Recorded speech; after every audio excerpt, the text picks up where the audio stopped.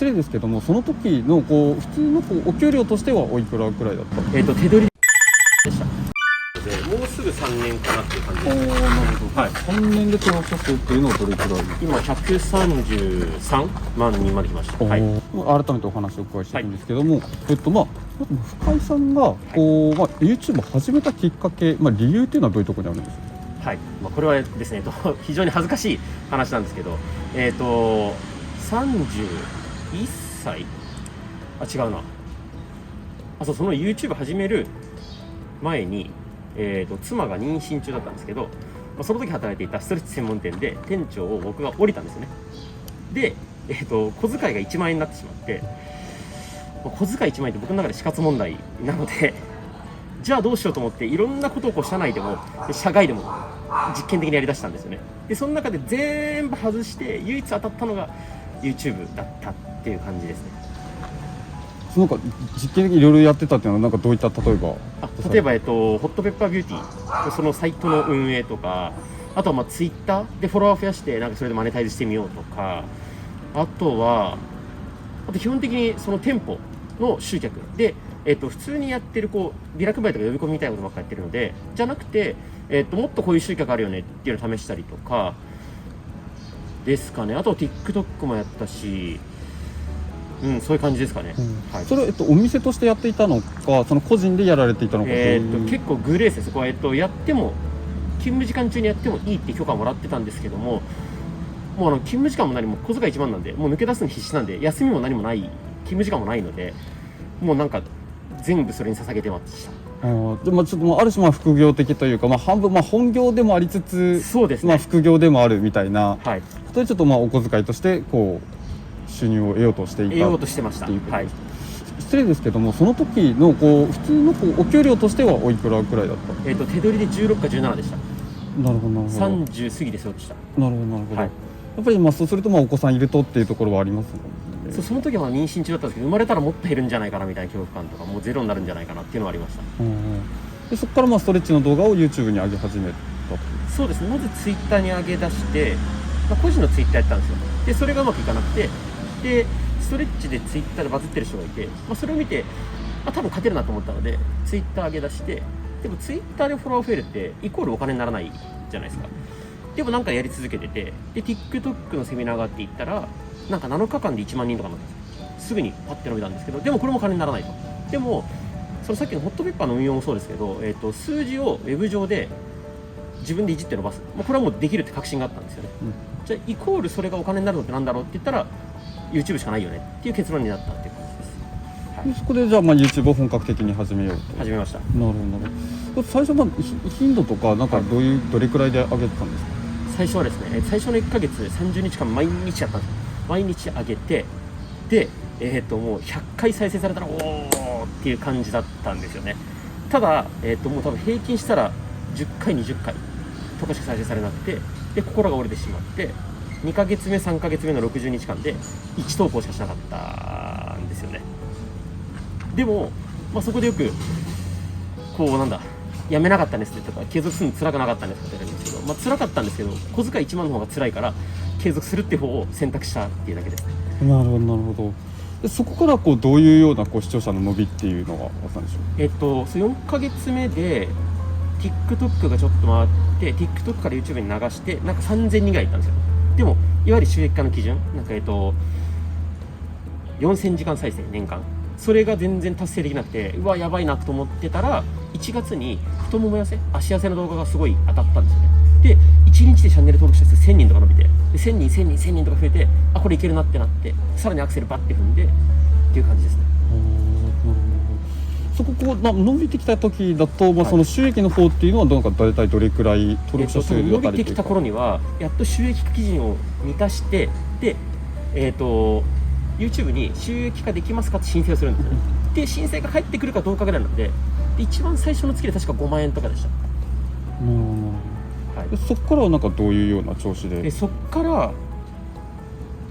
多分ちょっとずつ5万10万20万ぐらいで上がってったと思いますね。そうですね。登録者数はどういう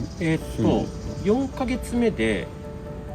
ヶ月目ぐらいで1万人いって、で6ヶ月7ヶ月8ヶ月とか7ヶ月ぐらいで4万人5万人ぐらいで、そこで止まったんですよね。止まって、ちょうど僕がライバルだと思ってたチャンネルがあって、そこが、僕が常に1、2万人チャンネル登録者数勝ってる状態だったんですけど、1ヶ月に、9万人伸びてぶち抜かれたんですよ。で、なんだろうと思ったら分析したら、その人からちょっと DM が来てコラボしましょうと、でコラボして会ったらこういうことやってるよっていうのをシェアしてもらって、全然違くて、でそれを真似しだしてっていう感じです。登録者と大体その収益っていうのは大体どれくらいずつっていうのはあるんですか？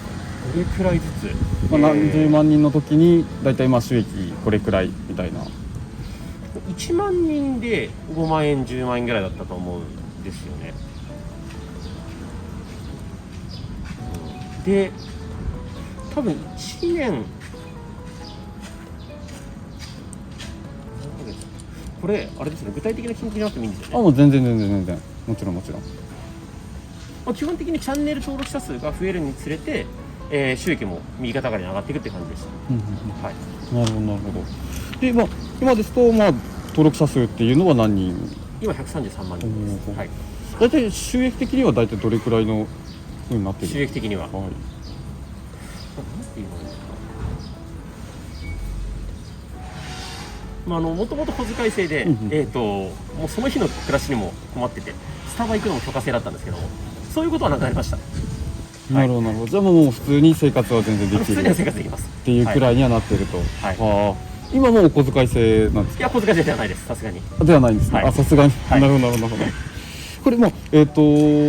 もとやっぱりそのストレッチ専門店で働いていたところもあって、その結構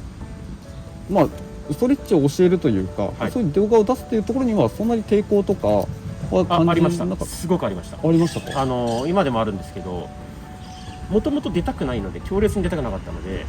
そのストレッチ専門店のスタッフにお願いして協力して出てもらってました。男女2人ずつぐらいいました。ただやっていくうちに、結局そのストレッチ専門店で店長を降りた、要するにマネジメントができないですよね。でマネジメントできない人が4人もマネジメントできるわけないって気がついて、でなんかこれすごい失礼かもしれないんですけど、やってて、なんでこの人たちにこんなにヘコヘコしてごますりながら撮影してんだろうなって思ってしまって、いやこれは、なんかそれでなんか YouTube 大きくなっても楽しくないし幸せじゃないなと思ったんで、もういいやと思ってある日から僕は出だしました。なるほど。でその時からじゃあ自分で編集とかもされて？もうその時からというのは最初から自分でやる選択肢以外なかったです。編集とかどういう風にされていたんですか？スマホの、無料のアプリも使ったし、無料じゃなくてもなんか1500円買い切りみたいなのがあるんですよ。でそれを買ってやってましたね。スマホで編集とかもともとやられてたりして？いや、もちろん全くやったことないです。そこら辺の苦労とかっていうのはありましたか？多分苦労したんでしょうけど、そもそもできない前提でできない、難しいと思ったので、そこが特別大変だったっていう記憶はそんなにはないですかね。ただ時間はかかりました。初めての投稿だとどれくらい編集とか時間かかりました？初めての投稿は、多分1本8時間とかなんですけど、それ全然短い方で多分5分とかの動画だったんで、もっと長い動画を出すときに多分10時間以上っていうのはざらにあったと思いますね。なるほどなるほど。で今はどういうふうにされていくんですか？今は外注さん両面だと、今は今は編集担当の方がいるので、その方にお願いしてます。なるほど、はい、これご自身でやっていったときに慣れてきたらどれくらいになってたりしました？時間がですか？そう、編集の時間。これは多分他の YouTuber もそうなんですけども、短くならないと思います。っていうのが慣れれば慣れるほどもっとこうしたいっていうのが出てくる。でもっとこうしたら数字が取れるっていうのが分かってしまうので、むしろ長くなることはあっても短くなることはあんまりないんじゃないかなと思います。なるほどなるほど、すごい面白いですね。なるほど。それからちょっと話変わってしまうんですけど、深井さんのストレッチ動画、それの強みっていうのはどういうところだと感じてますか？一番は僕自身がストレッチをもう心からやりたくないので、そのやりたくない人の気持ちが分かる、その人向けに作っている。分かりやすく言うと皆さん大体腕立て伏せとか立ってこう腹筋とかいろいろあるんですけど、僕は基本的に寝たままか床にスマホを置いてあるので、本当にスマホ見ながらできるんですよね。だからそれが一番ですかね。もうベッドの上で全てできますし。や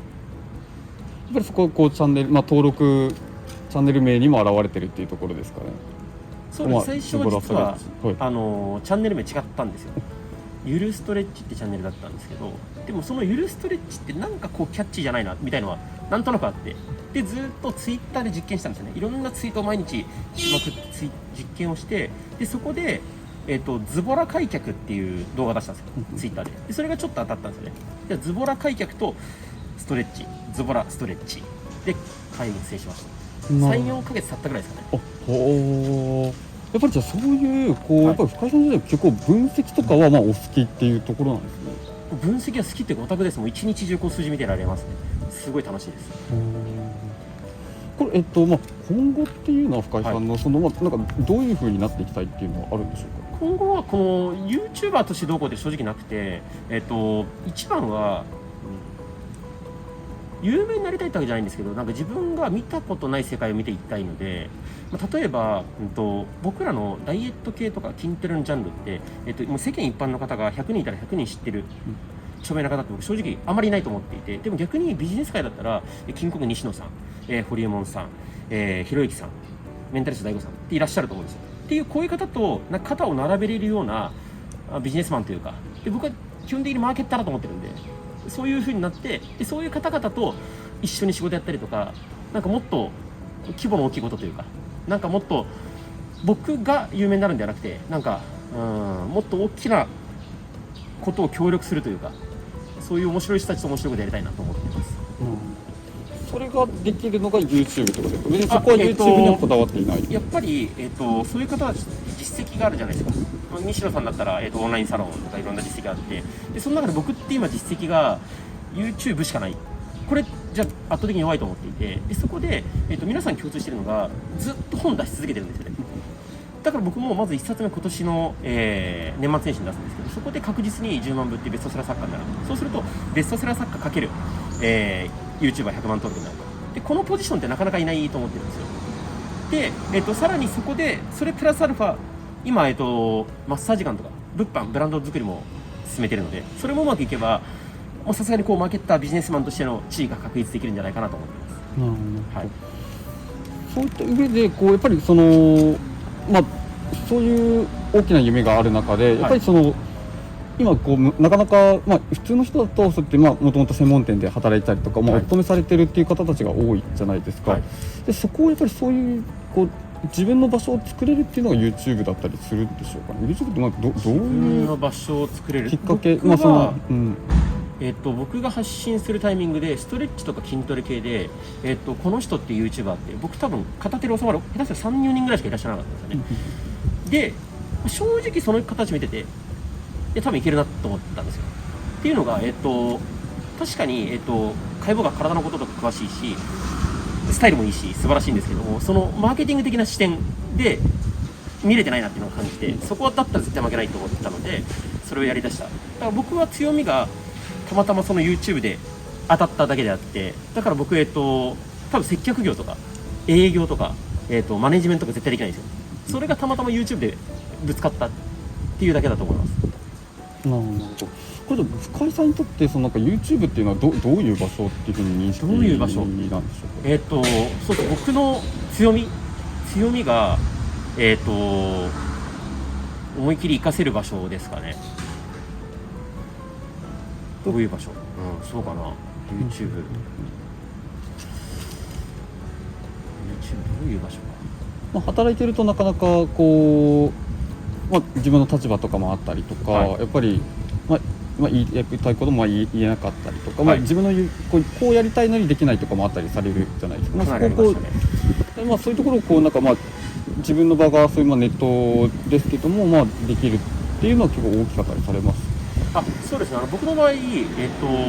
僕が一人で基本的にチャンネル運営をしてる、手伝ってくれる方いますけど、なので、全部裁量権が僕にあるので、そこはすごいやりやすいというか、やりたくないことはやらないですし、なんでなんでしょう、僕今まで一度も案件の動画って出してないんで、それがやった方がお金になるのは分かるんですけど、今さっき伝えたようになんかそういうもっと大きな目標がある中で別にお金稼ぐために今そんなにやってないので、だからなんでしょう、でその案件をやったことによってベストセラー作家になれると思わないですし、なんか活動の幅が広がるってイメージが湧かないので、自分のブランドを作って商品を作って展開していくっていうのは興味ありますけど、案件とかは絶対やらないって決めてます。なるほどなるほど。なんかまあブランディングできる場所っていうところでやっぱり一つ YouTube っていうのは大きな存在だったりそうですね、それははいなるほどブランディングとしてはかなりもうチャンネル登録100万人っていうのがあるので、それだけでいろんな方にすごい会えるなって最近感じるので、やっぱりそこがこうやっぱりこうちゃんと数字が見えてたりとか、はいまあその再生回数何回って言えたりとかはいするところも結構その自分のブランディングの中でやりやすかったりするんでしょうかね。もう本当に僕逆に数字しかないと思ってるぐらいなので、そうですね、その100万人ってなんだろう、YouTube 普段見ない人でもチャンネル登録100万人切ったらおすごいってなるので、それは本当ブランディングになると思います。なるほどなるほど。まあ僕らこうやってテレビじゃないですか。はいで、まあ、テレビでも例えばそのなんかたまにこう合間でストレッチこういう風にやってみましょうとか番組あったり、コーナーあったりすると思うんですけども、そういったなんかテレビでやるのとその YouTube でやるのとの違いってどういうところにあるっていう風に感じられてますか？テレビ今だと、スマホで好きな時間帯に見れるようになってますけど、基本的にはこっちで指定できないじゃないですか。見たい時に見れないと思うんですよ、その番組を。ただ僕のは見たい時に見たい体勢でなおかつ場所も別に外でも家でもどこでもできるっていうのが強みかなと思ってます。やっぱりじゃあ、YouTube の方がよりパーソナルというか、個人に合わせて取りに、お客さんというか、視聴者を取りに行けるというところ。テレビよりはパーソナルだと思います。ただやっぱりこう今あるオンラインパーソナルとか、あとグループレッスンとかに比べるとまだまだこうマス向けではありますけど、なるほど。じゃあ YouTube の強みっていうのは、どういうところに、今のも含めるという、どういうところにある？ YouTube でこのストレッチ動画を見る強みってことですか？っていうか、個人でその、こういうふうに、チャンネルを開設したりとか、そういうところの強みってことですね。例えばこうやって今テレビ取材を受けてますけど、これだと、どのタイミングでどんな編集をしてどういう切り口で出すかってコントロールできないと思うんですけども、それが全部コントロールできる。サムネイル、編集、企画、撮影で、それが例えば、うまくいかなかったらボツにするって選択肢もできますし、もううまくいったから今日出そうって選択肢もできるっていうのを自分で全部判断決断できるってところが強みかなと思います。やっぱりそういうところもこう企業に勤めてると難しかったりしますもんね。僕は全くできなかったですね、サラリーマン時代は。じゃあ結構YouTube 以外にもそれこそTikTok とか、はい収益化できるものがあればもう全然そっちでしてたっていう感じです。もうそうですね。なので僕最初は、フォロワーが増えるイコール収益化できる。なんか例えばツイッターで1万フォロワーいけばセミナーの依頼が来て、出版の依頼が来て、コンサルの依頼が来て、勝手にお金になるものだって思い込んでたんですよ。ただそれがツイッターは個人のアカウントでストレッチじゃなくて、で5000人ぐらいで違うなって気づけたんですよね。なるほどなるほど。これ実際にじゃあ今ツイッターとかも運用はされています？今も個人のツイッターやってないですけど、ズボラストレッチのツイッターは運営してます。なるほど、はい、そこはじゃあ基本的にもう使い方としてはどういうふうに使われているんですか？基本的には、知名度を上げるってことと、あとは一番は、ツイッターと、本の出版の相性がもうめちゃくちゃいいのは僕の中で分かっていて、ツイッターだけで10万部近く売った方とかいらっしゃいますし、やっぱりどのベストセラー作家の方に聞いても、どの出版社の方に聞いても、一番、本の宣伝に相性がいいのはツイッターだっていうのはもう確定しているので、僕の中で。そのためっていうのが一番強いです。なるほどなるほど。やっぱりそういう先を見据えてのっていうところの戦略。あと普通に YouTube のチャンネル登録も増えますし、再生数も取れますし。やっぱり使い方としてはやっぱり広告じゃないですけども、一個そういう使い方。そのイメージはあります。イメージってことですかね。なるほどなるほど。これ再生回数って、その皆さんズボラストレッチでいうと大体5万人6万人くらい回くらいじゃないですか。5万人そう、はい。それって見方ってどういうふうにされてるんですか？視聴者の方っていうのはこう、繰り返し見てるのかどういう？それがですね、今見れなくなっちゃったんですけど、前までこう分析で見れたのが、直近1ヶ月とか28日間で僕のチャンネルを1人のユーザーが何回見に来てるかって見れたんですよ。でこれズボラストレッチすごい強みで、僕のチャンネル大体28日で 2.5 回とか 2.6 回 2.7 回ぐらいあります。言われてもこれよくわかんないと思うんですよ。31ヶ月で 2.5 回6回来るって少ないじゃんって思うと思うんですけど、これ、僕と同じジャンルの YouTuber さんの見せてもらったらみんな 1.9 とか 2.0 なんですよ。かなり多いです。そこはなんでなんですかね。どういうふうにそこは正直、ハードルの高さだ、ハードルの低さだと思います。まず僕服装からなんですけど、大体皆さん、トレーニングウェアみたいのを着て、でヨガマット引いて、で綺麗なスタジオで、よし運動やろうねみたいな感じなんですけど、そうじゃないので、よく言われるのは、なんかパジャマのまま私この体勢でベッドの上で本当にやっていいんだと思って、だからこうパッて気軽に取り組めるっていうのは大きいと思います。それであれですかね、やっぱりよりパーソナルな空間で見たりとか、はい、自分のために見たりっていうところからのやっぱり親近感みたいな、そういうところだったりするってことですか？親近感ですね。親近感で、あとはターゲットですね。多分、他の YouTuber さんが意識されてるかどうかわからないんですけど、僕は、普段運動しない、できてないけど運動して痩せなきゃって思ってる人がターゲットなんですよ。普段運動しない人ってトレーニングウェアもちろん持ってないし、ヨガマット持ってないんですよね。そこを狙ってる人が多分僕しかいないっていうふうに見た感じは感じてます。もともとなんですけど、なんでストレッチ専門店にお勤めになられたんですか？これはですね、僕ストレッチ専門店の前が、実は家系ラーメン屋だったんですね。はい、家系ラーメン屋で働いていて、でそこで、座骨神経痛恥ずかしながらなってしまって、でマッサージに一番多い時で月に23回とか通ったんですよ。でその中の一つがストレッチ専門店で施術を受けてたんですよ。ただその時に僕思ったのが、めちゃくちゃ痛いんですよね。かけられてめちゃくちゃ痛いのに、でしかも金額も、今だったらマッサージってなんか60分に1キュッパとか安いとかあるじゃないですか。じゃなくて普通に10分1000円ぐらいで高いし、でもなんかすごい混んでると。僕は、ここにストレッチ専門店に通って体が良くなったわけじゃなくて、なんでこの店はこんな痛いのに高いのにお客さんいるんだろうと思ってっていうので、あとそのラーメン屋で夜勤ばっかだったんで、疲れてたんですよ。もうただストレッチ専門店だったら普通の生活がしてちゃんと多分ラーメン屋で利益が出てるだろうと、その仕組みを勉強したいと思って転職しました。なるほどなるほど、はい、でそこからこういういろいろ、お小遣い増やしたいっていうところからで。そうですね。OK で